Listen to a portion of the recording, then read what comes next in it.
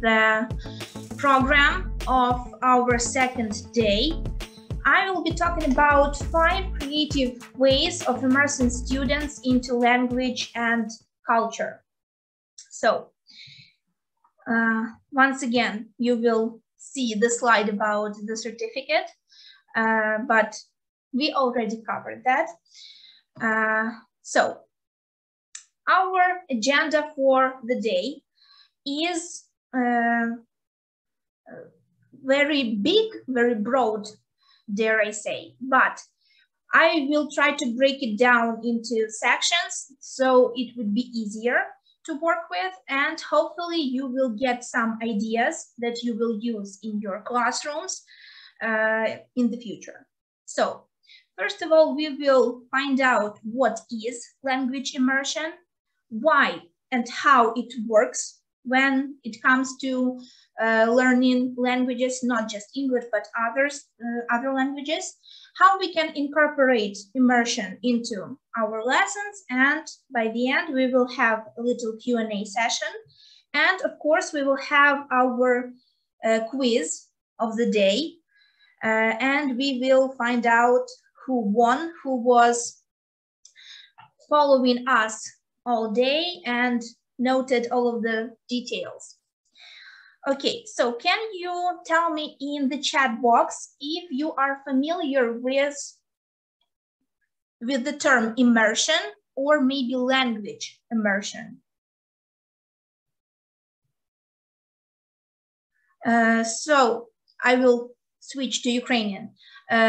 Про пілотування, я думаю, що нам зможуть більше розповісти завтра наші методистки, тому приходьте на третій день, думаю, зможете там більше дізнатися. На даний момент поки що не можу вам відповісти на запитання з усіма деталями, з усією інформацією, тому що не володію нею. Okay, so back to our topic. Okay. I see a lot of minuses and I see a lot of no's and not yet. Okay, but I think, oh, I hope yes, Allah says. I think some of you already do that. Some of you already use some elements of language immersion because you use videos from the courses that you use to teach English in your schools. Some of your students are probably watching videos on YouTube or maybe play some games that use English. So sometimes they immerse themselves into the language even without you helping them. But most of the time, I believe that you use immersion, but not in the traditional way, so to speak. Because we usually think that immersing ourselves in the language is by going abroad. But I hope today I will break this myth for you and some other myths too. Okay, so what is language immersion? The definition of language immersion is basically to surround yourself in your target language. In our case, it's English. And remove the ability to fall back on your native language. So basically, just use the language that you're studying and not your mother tongue. And here you see a little picture that shows how we can go into immersion by using language and color. Not color, sorry, culture.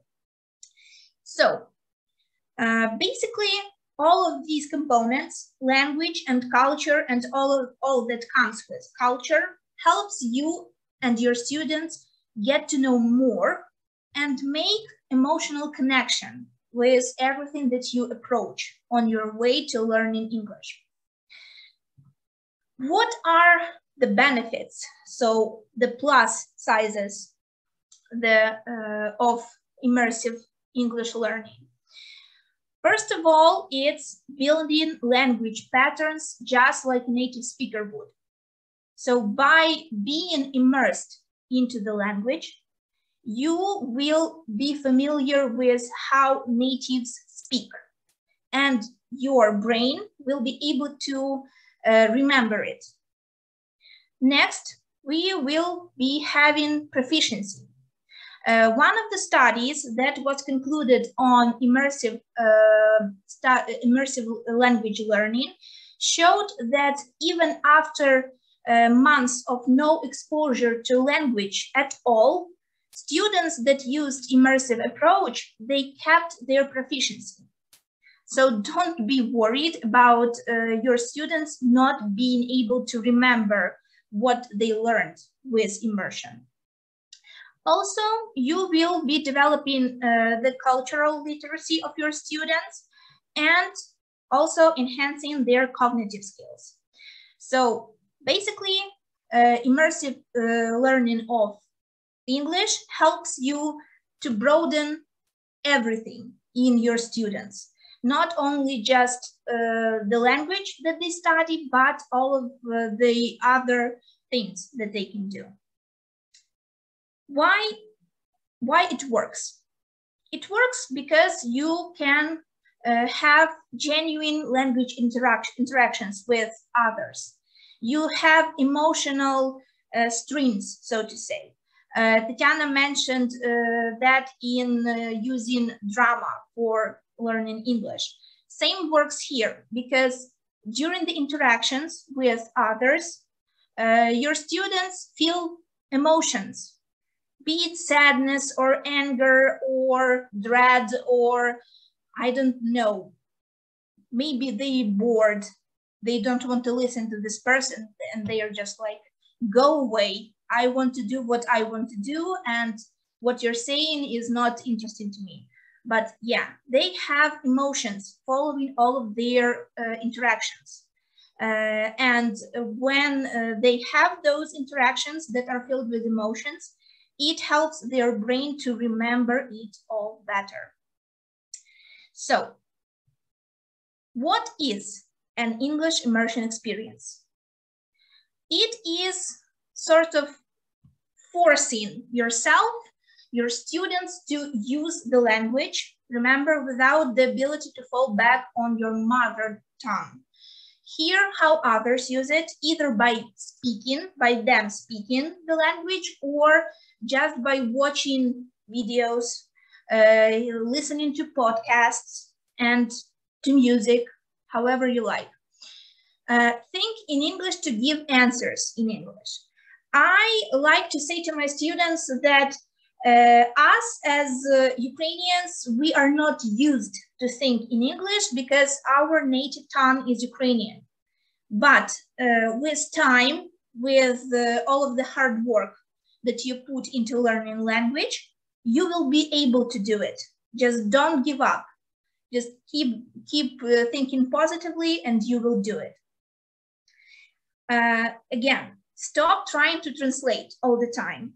So even if your student doesn't know the word that they want to use, can't remember it for some reason, tell them to use some synonyms so they can interchange words that they use without any problems.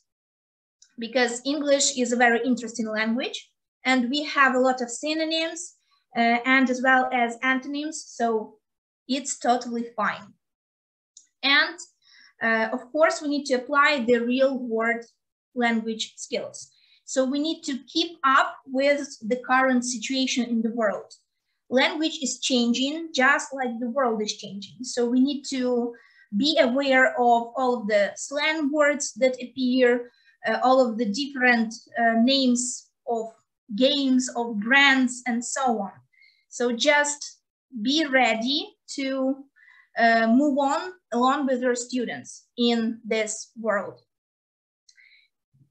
So, how can we use the language throughout the full class? It's probably one of those questions that bothers all of us, because sometimes even us teachers, we fall back on native language when we are frustrated because we can't keep telling students the order, so to speak, in English, what to do for the student, and we just go back to native tongue, so it is easier. But to use the language throughout the whole class. Students need to communicate ideas however they can, no matter what level of knowledge they have. Just use English, try to incorporate synonyms once again, but allow them to do that, to make mistakes. They need to, of course, understand what you say to them. So again, it all depends on the level of knowledge. And teachers need to cover the immersion on receptive and productive skills. So you need to make sure that you give them tasks that will work for them. So the tasks need to be chosen according to their level of English. Don't give your students with levels A1 and A2 tasks from level B2 because they won't be able to do it. Trust me, I checked. Okay, so the main question, how should I start?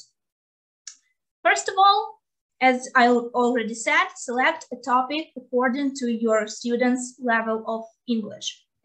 So if your students are at the beginner level, you should use easy topics, for example, clothes, and give them the needed vocabulary. So names of clothes, for example, jeans, t-shirt, skirt, dress. You give them some adjectives like flowy, beautiful, and so on. And of course, you give them grammar that works for the beginner level. So just easy sentences without any edits. So just simple things. If your students are at an intermediate level, of course, the difficulty is increasing. So even the same topic as clothing can be upped a level. So for example, you can use words that can be used according to the level. Grammar, same thing. And also, besides vocabulary and grammar, you add communicative activities. So you encourage them to speak more. I know it's not easy, but give them some time to adapt because, yes, it's hard to make your students talk in English. I know, trust me, I know because I worked with small children from the first grade up to fourth grade, and then I moved to secondary students. Trust me, it will work out. Just give them the opportunity. When they know that they can use the language freely without you nagging them, without you reminding them, it will come, trust me. And of course, if you have students that are on an advanced level, all of this, all of the previous things we talked about will be combined by working on authentic materials. So for example, articles in the newspapers, in magazines, maybe extracts from books, maybe some posts from the internet, from some sites, of course, depending on the topic of your lesson.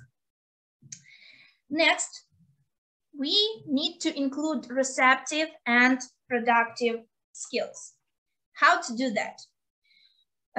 We already do that in our lessons when we have tasks with listening, with reading, and of course with speaking and writing. But sometimes the quality of those recordings or of those videos are not the best. And maybe the pronunciation is not that good either. But you need to tell your students that different people have different accents. They speak with different intonations and so on. So it doesn't have to be hard for them to listen to a recording or watch a video just once or twice. They can do that in their own free time. They can use those videos and audios even after the lesson. You can give them the materials and they can continue listening to it in their free time. And of course, they can come to you and ask questions about it. For example, what does this word mean? How can I use it? And so on. Just give them time to comprehend it. It's not easy and it will be interesting, trust me. I use this expression a lot, trust me. But when it comes to immersive learning, all you have to do is trust yourself and trust your students. So our next step is to teach your students useful phrases. So most of the time, students learn words, just words. But my advice is to incorporate those words into phrases and into sentences. Because when you use just words without any understanding how they work with other words, so for example, how this noun works with this adjective or with this verb or something like that, it won't help. Not you, not your students. So just show them how this word works, no matter if it's noun, it's a verb, it doesn't matter. Just show them how these words work in collocations, in sentences, how there are maybe some most used phrases with this word. So just show them how this words can be used in language, in actual language. Okay, time to expand during the immersion experience. How to achieve that? I already told you that you can give your students the materials for listening, for reading, for the time they have for their free time. So you need to let them do that. And of course, you need to work with your time. You need to divide your time between the listening, the speaking, the reading, the writing. So I know it's easy to talk a lot during the lesson because most of the time our students don't like to listen to a recording. They would like to listen to you as a teacher, as a living being. But yeah, you need to let them listen to authentic materials and let them speak, even with mistakes, but let them speak. You can correct them during their speaking or maybe after their speaking, give them a little bit of a feedback, but allow them to do so. Okay, so our stressed teacher. So maybe some of you will find yourself in this picture, but remember I told you about the myths that surround immersive learning. Now we will have a look at some of them and I will try to break them for you, to shatter them. Okay, so do my students have to go abroad? The simple answer is no. If given the opportunity to do so, sure, there is no problem with that.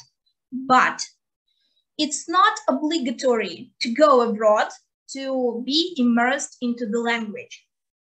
We as teachers can create that space in the classroom, and we can also help our students take that information and bring it into their lives by recommending them to watch videos with subtitles, for example, to listen to music and try to translate the lyrics to understand them better. Maybe watch some cartoons or films and watch educational videos on YouTube. There are a lot of different ways to immerse your students into the language. Okay, our next myth. Will their academic performances drop? Yes. Sadly, yes, because when the students get their native tongue taken away, they can be a little bit unsure about what to say, how to do it, and so on. And suddenly, all of the knowledge that they have just disappeared, just went out the window. But with time, it will go back to the level where it was. Because once again, studies proved that even after the initial drop in the performances of students at school with immersive learning, their grades went up after some time. Okay, next. What do I tell to parents of my students about their grades? You just tell them that it's a natural process. Everyone had this happen to them.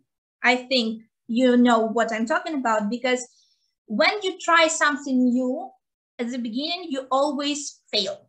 Maybe not majorly, but most of the time you do. But after a few tries, everything is suddenly working, everything is back to normal, and everything is okay.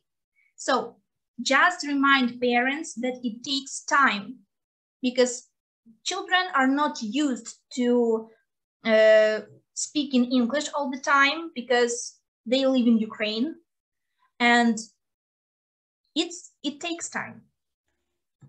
Okay, how can I help my students and not make it worse? My main advice here is not to scold them on their mistakes. If they make mistakes, it's fine. Everybody makes mistakes, no matter how trivial it sounds, but yes, everybody makes mistakes. Even I sometimes, as you probably saw today, sometime during my talk, I made some mistakes. Yeah, it happens. Just allow them to make mistakes and learn from those mistakes. And what materials should I use? Of course, there are a lot of books that you can use. All of them are within reach, either on some sites that you can buy or maybe download. There are also a lot of videos and a lot of presentations out there, a lot of apps that children can use. There are a lot of materials, but I would like to show you one of the books that is part of the course from Cambridge University Press. It's Prepare Around the World. You already saw it in Yana's talk today, but I will show you a little bit more of it and how you can use it during your lessons. So, our 5 creative ways we got to our main destination right now. How can we help our students dive into the language and into the culture? So, first, it's using familiar stories. What does it mean? Familiar stories. So, here I have little parts of the page from Prepare Around the World. So here, for example, I have speaking tasks. They are all about digital life, about electronic devices that help us communicate with each other. So for example, a mobile phone or smartphone, a laptop. So the first question was, which of these things do you have? Put a tick. So some of them will tick mobile phone or smartphone, a laptop, a tablet, or maybe even all of them. But these topics, all of these devices, they are familiar with them, either by having them or maybe seeing them somewhere. So yeah, they are aware of all of the devices. The next question is, which devices can you use to do a certain task?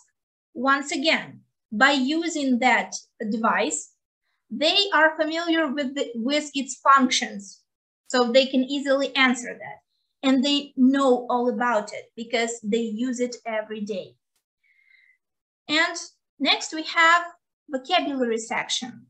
And I think most of your students will easily translate all of them because, for example, a low battery is a thing that happens to all of us, no matter what the device we have in our hands. When we forgot to charge it, it happens. Same, for example, for the highlighter. It can either be a cosmetic thing, so for the makeup, or even for the special colored markers that they use to highlight something in their textbooks. Next, we have our reading task from the same section. And here we have two people talking about their devices, how they use their ebooks, how they use their laptops, phones, and so on. Once again, a lot of children these days use all of these devices. It's familiar to them. So choose topics that they know about, because yeah, sure, learning something new that you have no idea existed, it's fun, but it's even more fun to dig deeper into what you already know and come up with some different ideas. Okay, our second way is having task-oriented, not textbook-oriented things to do. Here we can see that the project part of Prepare Around the World comes to our help. So we can immerse ourselves into the culture by getting to know more about cuisines. So for example, here we have the recipe for the Spanish deviled eggs. We have a similar dish in Ukrainian cuisine, at least that I think about, that I know. And you can advise your students to try to replicate that recipe, to do it by themselves at home, maybe with the help of their parents or grandparents. And to take a picture of the result, or maybe film a video by of the process of them making that dish. Next, they have the task of looking at the photos and describing how you make gazpacho. So a lot of you probably heard about this dish. So here we have the reverse. We have the finished, the complete dish and how it was made. So they can use their imagination, even the boys who have no idea how to cook probably, and they can give you some ideas how to achieve that soup, how to get it. What ingredients should they use? What processes can they use to crush tomatoes and make them into a soup? Also, the part of the task that is a project just as it is, it's to write a recipe of their own. They can use the recipe for the Ukrainian dish or for any other dish. We shouldn't restrict them to like a Spanish dish or a Ukrainian dish. Maybe they have their favorite dish that is from Chinese cuisine or Italian or I don't know, British cuisine. So they need to choose what they want to present. Also, for example, here we have the project about clothes. So first they have a task of identifying which traditional clothes are from which country. We even have Ukraine, such a cute picture.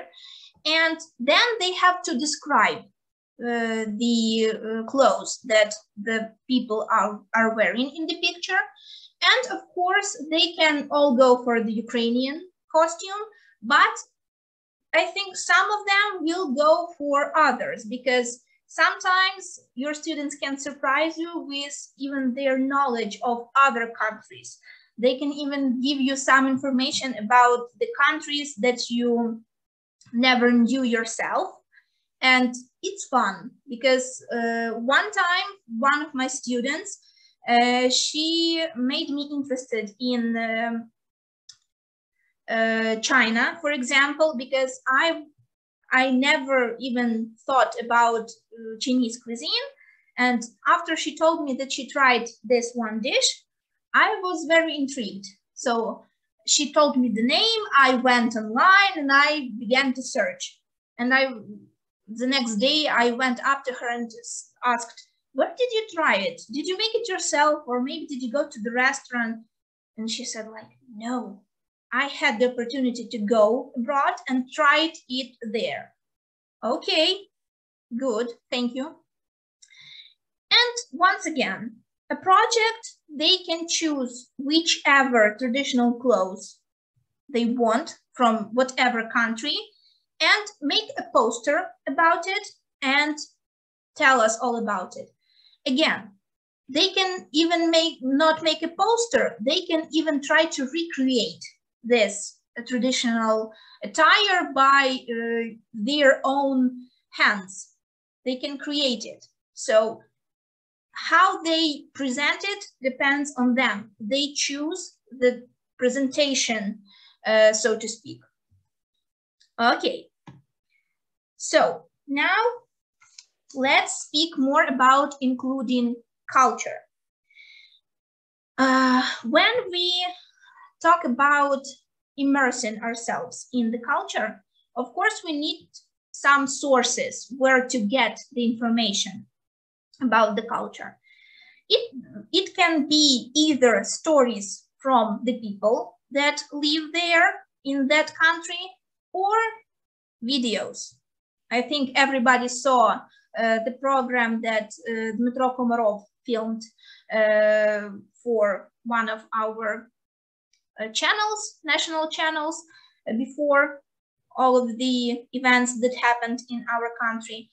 And he showed truly authentic experiences. He filmed people from different countries talking about their life and so on and so on. Same here. If we can read about authentic experiences of people that live in different countries, we can get an insight of that culture. We can relate to that, we can find some similarities, or we can find that we are not similar at all. So it can all be different. And again, speaking about clothing, we had the project part, and now we have a description of some typical Peruvian clothes. And maybe some children will find that, I don't know, for example, the poncho is similar to some other traditional clothing from other countries. Or maybe if you can see, the footwear is pretty familiar to all of us, the flip-flops that we all usually call them. They can tell us more about it, what type of flip-flops do they like, and so on. So by immersing ourselves in culture is to getting to know more about the culture, either by reading or watching videos or listening to music or watching programs on TV, or by using Prepare Around the World. It gives us a lot of very interesting and useful information about different countries. There are more than 15 sections in this book. Each section is about a different country, so you will have a lot of time to dig deeper into the cultures and find something interesting for you and for your students.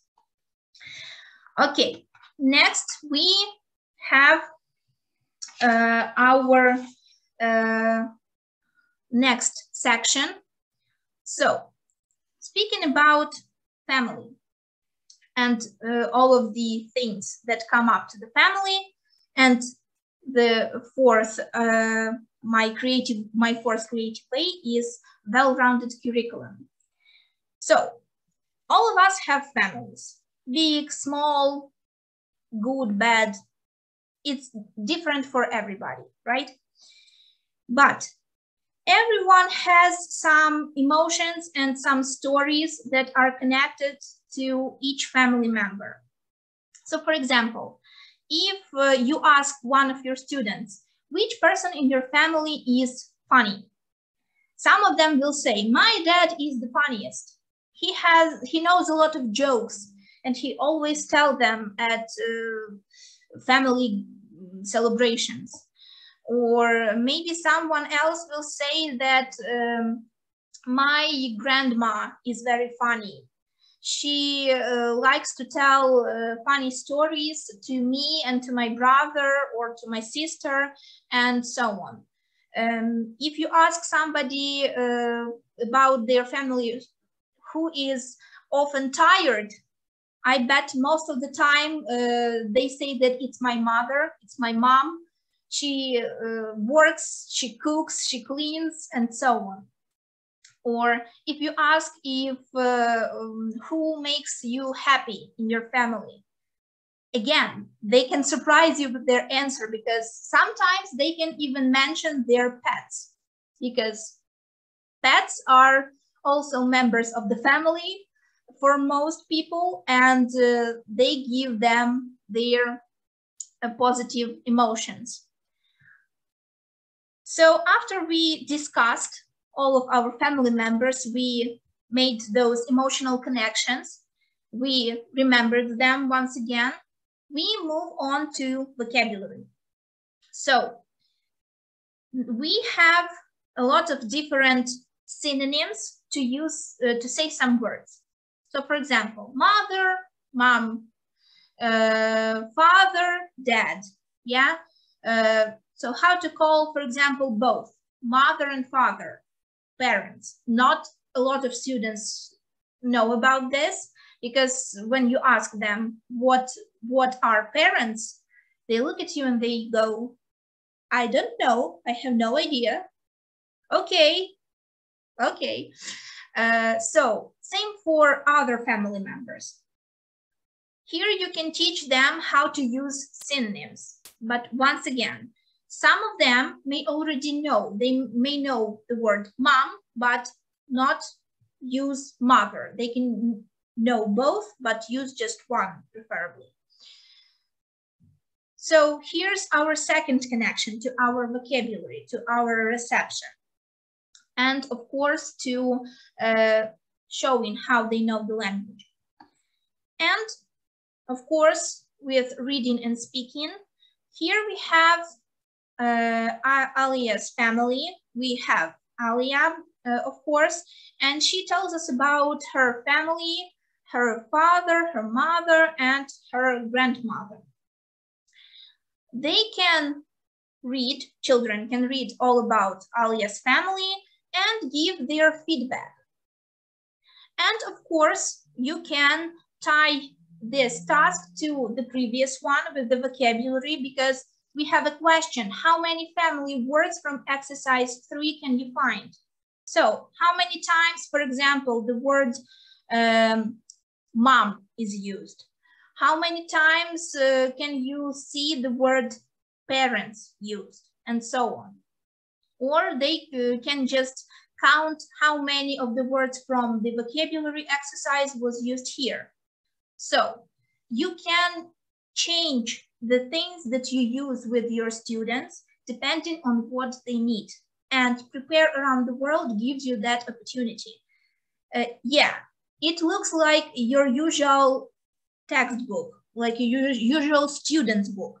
But when you work with it more closely, you will find that this book is a lot more interesting than just a similar textbook. Sure, there are tasks that look like your usual textbook tasks, but you can change them. When you see a task in your book, it doesn't mean that you can use it only like that. You can change it. Once again, we are going back to our task-oriented, not textbook-oriented way of using the exercises.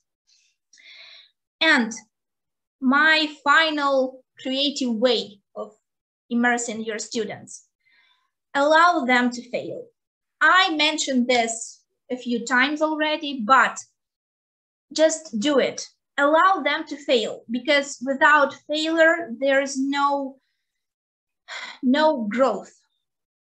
Because if it happens all easily, sometimes students tend to get bored, so to speak, and they don't want to improve. They think that they know everything already and it's enough. They have some words that they know some grammar, they can speak a little bit, and they think it's enough. But is it? When you give them a challenge and they fail, they will learn from that failure. And just be there to help them. Be there not to give them all the answers, but to guide them, to find that way to finish this project that they started. For example, if they have no idea, they took a project, for example, to present national dishes, a national dish from some country, and they are stuck. They have no idea how do I do this? So you can give them a little bit of an insight. So maybe you should ask your classmates how they would like to see this recipe be presented. Is it a video? Is it a demonstration? Or maybe some pictures and just words that you say to them to explain. So just be there to support them and don't scold them, because if you scold children for failures, yeah, sometimes it works, but most of the time it discourages children from doing anything at all. They failed, you scolded them, okay, I don't want to do this anymore because I tried, but it failed. And I got scolded. So why should I try again to get scolded again? So yeah, just be there for your students. It won't be easy, especially the beginning of this process of immersing them into the culture and into the language even more. It's not easy, but it takes time. It takes patience from you and from them, and it will happen. I know it will, because our teachers are some of the most resilient people in the world. They will find positives in every aspect, in every moments of teaching, and they will help their students. I know so, and I believe so. Okay, so thank you, first of all, for listening to me. Now we have a little Q&A section. I will open the chat box. Okay, thank you. Thank you so much. It's my first time being a speaker in such a big event, so I'm really happy. It makes my heart happy to see all of you so thankful and telling me such great words. Thank you so much.